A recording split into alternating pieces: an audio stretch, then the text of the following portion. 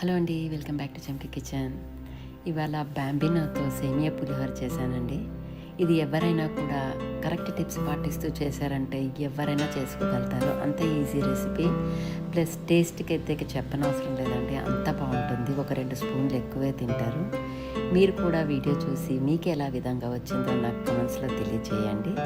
Video చూసేసేయండి.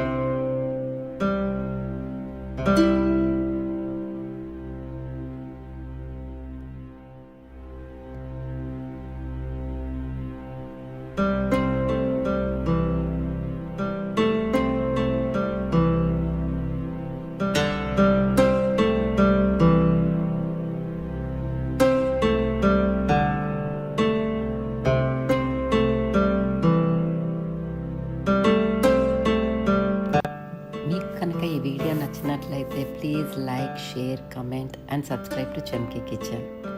ఇలాంటి ఎన్ని వీడియోల కోసం నా ఛానల్ని సబ్స్క్రైబ్ చేయండి. Thanks for watching.